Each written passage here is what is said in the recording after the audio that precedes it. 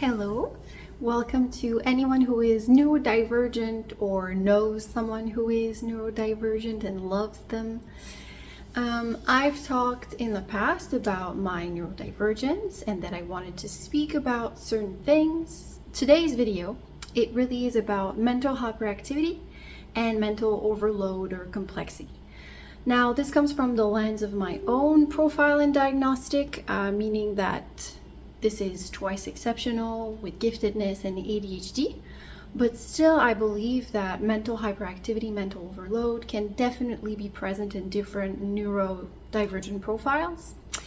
And this is really sort of a layer that I want to do because I have certain issues like challenges, right? Challenges and struggles that come from an onion, you could say, with different layers. And the first layer is this mental hyperactivity, then there's the emotional intensity, and then there's the sensory sensitivity, and I want to do one at a time. So let's jump right in for this wonderful, beautiful subject.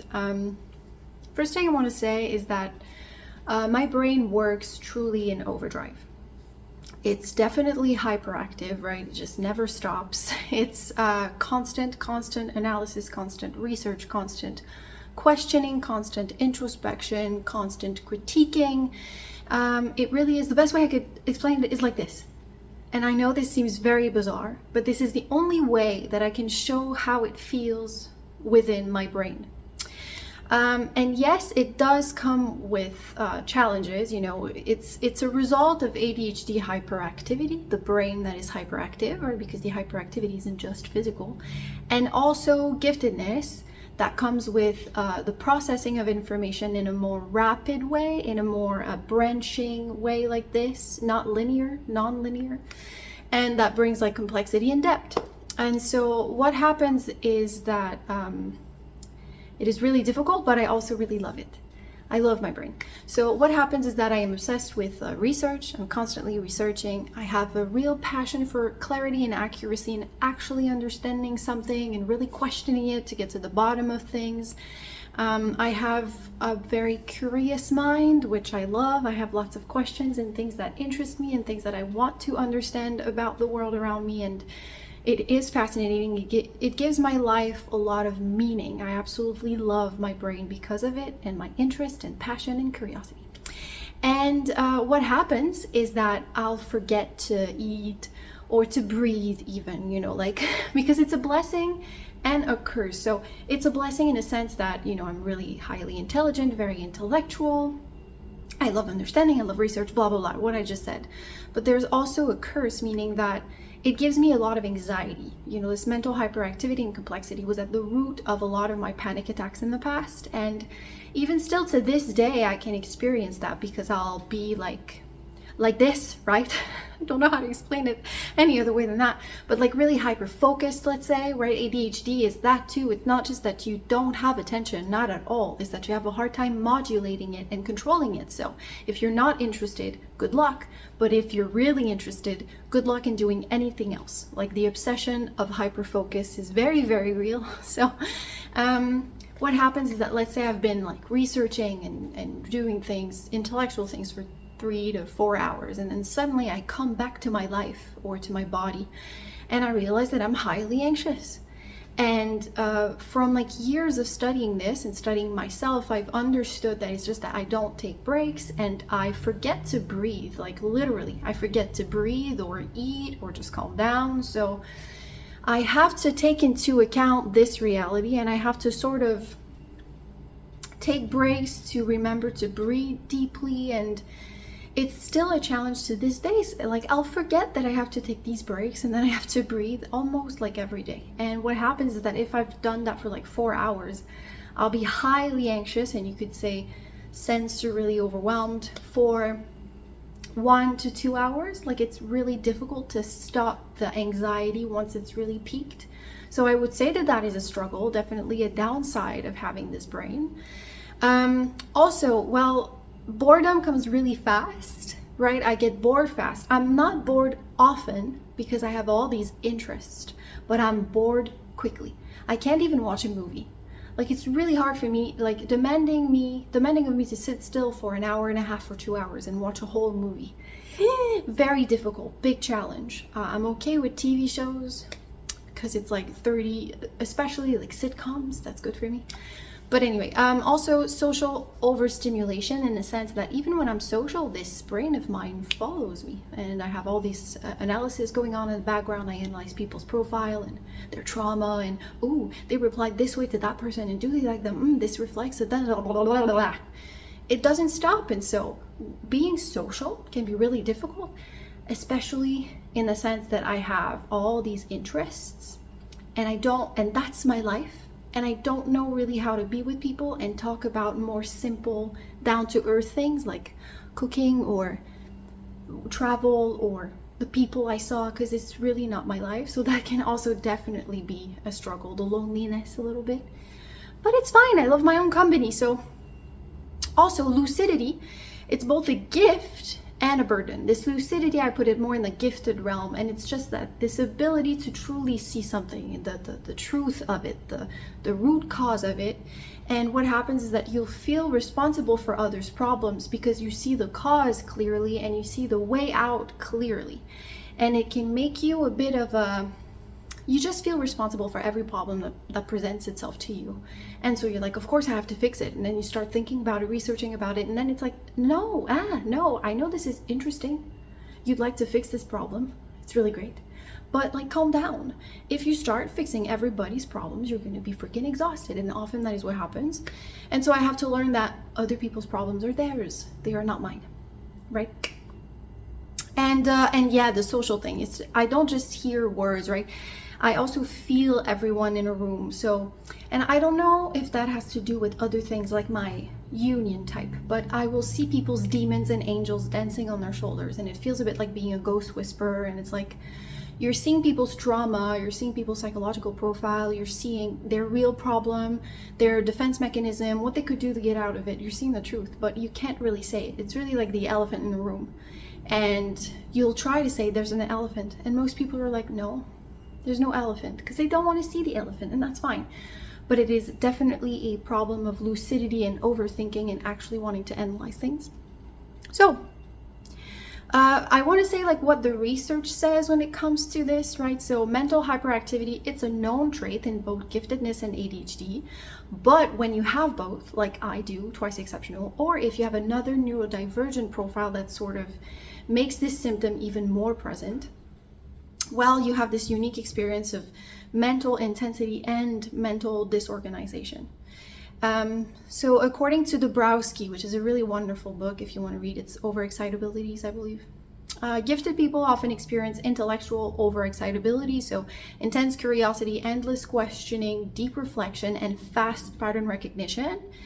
And then ADHD adds like another layer to this, right? Distractibility, task switching, executive dysfunction, and it makes all that mental richness more chaotic and more fragmented and disjointed and difficult to sort of control. And then Dr. Thomas Brown describes ADHD as a problem of activation, effort, and regulation, not intelligence.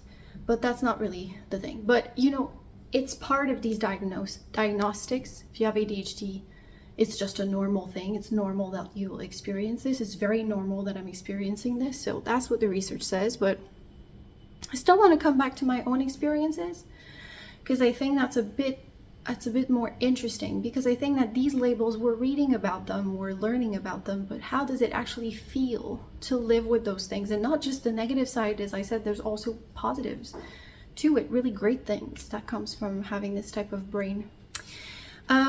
So what I had to do to really like maximize the positive impacts and minimize the negative ones was to find balance, right? I needed to find balance. So well, for sure, there was meditation and mindfulness. When I was studying psychology, and I did like a research project, and I did it on metacognition. It was a comparison of metacognition versus classic cognitive behavioral therapy in the treatment of rumination and worrying, meaning anxiety and depression. And through metacognition, I realized that it's better when you're thinking of your mode of thinking instead of the content of your thoughts. Now, I'm not going to go too deep into that, whatever, but I realized that I actually wanted to worry and I wanted to ruminate and I wanted to constantly do this. And so I needed to work on my beliefs that I had to do these things, right? I needed to say, it is okay to calm down. I also need peace. If I constantly think, I don't think as well, things like that.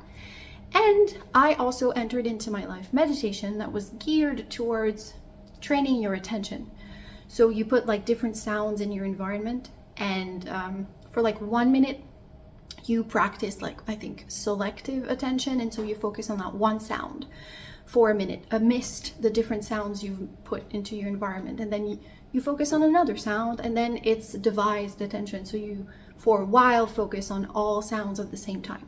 And I would do that because it was a research project. So I had a lot of discipline, didn't really have a choice. I would do that, and it really helped me calm down my brain, because I would actually focus on something else, not try and empty my mind. And that's something that I would suggest for anyone who's neurodivergent.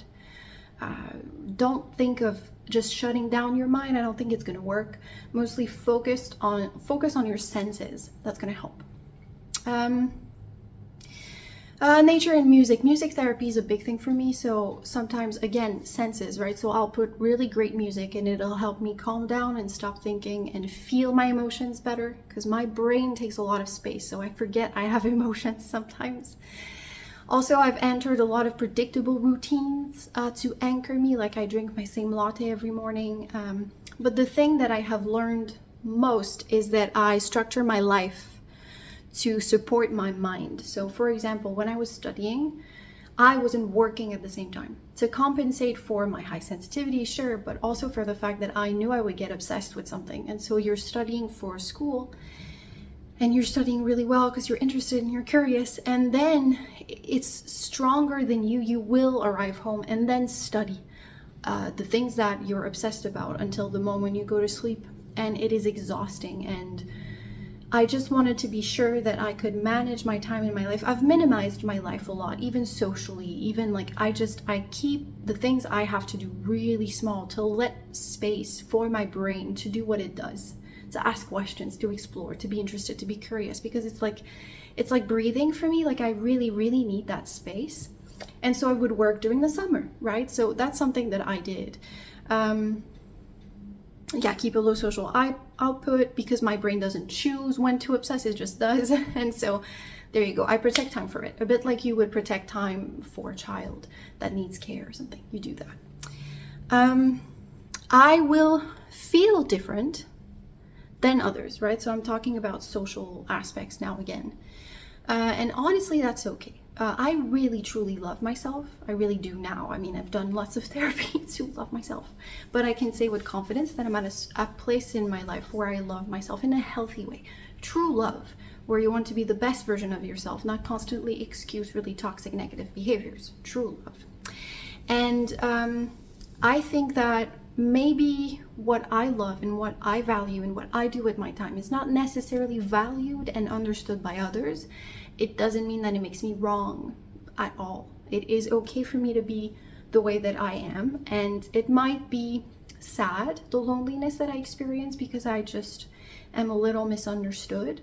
You know, I'm the type of person, it's like you bring me to an event, and if there is one little hint of we're taking a break of talking or something, I'm over here studying. Or I'm with someone and they're like, I'm just gonna do this thing. And I'm like, sure, no problem. I'll sit there, and I take out my notepad and I'm like studying something and taking notes. Like, I'm that nerd. I just really need to do this almost all the time. It is a bit obsessive. And I try to regulate myself a bit more. Again, find balance, find calm. But it is just something I do. And I think that it's even harder to be like mentally very intellectual, very hyperactive, very complex, very deep, I guess. Especially when you're a woman.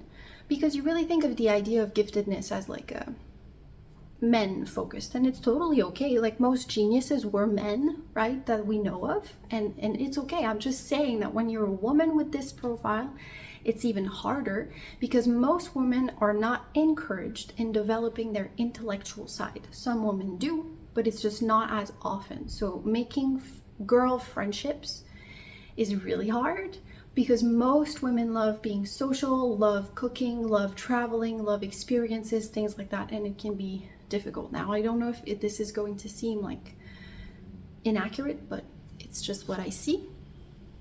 And so yeah, the speed at which I go, my depth, my sensitivity really isn't common, but it's just a different language. It's totally fine, you know? Like I just have to accept myself, because truly I love my own company.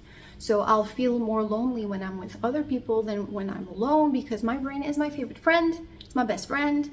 I just really love spending time with my brain. I know this may sound strange, but I just need to learn, and I need to understand something more and more clearly and more accurately, and I need to be challenged intellectually, and I need to be critical, and I need to ask questions. It is vital to the meaning of my life and to my well-being. But then I have to manage on the flip side. Anyway, so it is something that I love, that is hard to manage, and that other people may not understand. And it is totally fine to feel sad about that, to feel sad, because the best thing I can say, and I think I'll do a whole video about that one day, but when a metaphor I like to use is that when you're neurodivergent, we're all playing the same video game. And yes, people who play on normal, even easy, will still face like the demons, the challenges, the battles, right? The bosses, etc. It's going to be hard. They could die, right? They still have challenges. But when you're neurodivergent, you're starting on expert. So you're going to face all the same battles and bosses that neurotypicals face. Death, breakups, separations, new jobs, new environment, stress, anxiety. But on top of that, at the root of it, you have a brain that is different from the norm, and so misaligned and misadapted with the reality of your society and the way it functions. And so it really is that you're playing on expert. Everything's going to be harder, you know. So, do I have anything else to say? I don't think so. I think that's going to be it. But I think I just want to say, like, to anyone who feels like they're too much, well, you may be for some people. But know that if there is some sort of God or a great creator, I believe in something big, not the God of the Bible, but just like something that created all of this beauty around us. Well, it also created you, right? It's a bit like when you look at the animal realm. Oh, with the book that I love, right? Your Rainforest Mind. I think it's Paula Prober. I think I'm going there, right?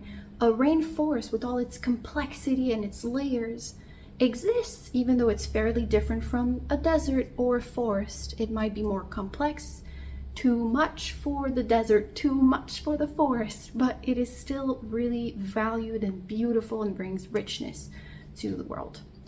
So we are not broken at all. We're not like defective. It may seem like that because it's going to be hard socially to be understood, and we are social animals. We are going to be affected by how we're seen, how we're perceived, how we're received and judged. But we have to have this knowledge based on research, based on understanding of neurodivergence, that we are enough, we are okay, and we're just wired differently. We just have a different brain, and that's totally okay. So there you go. If you are neurodivergent and you are experiencing mental hyperactivity, mental complexity, mental depth, whatever it is, feel free to comment. I love when people share their stories. I think it's really great. And maybe also the tips that you've amassed. Any tips or tricks I think are good. So there you go. That was my little video. Next time I'm going to talk about emotional intensity, which is a really important subject. And then afterwards, sensory sensitivity that leads to easily be sensorily overstimulated and overloaded.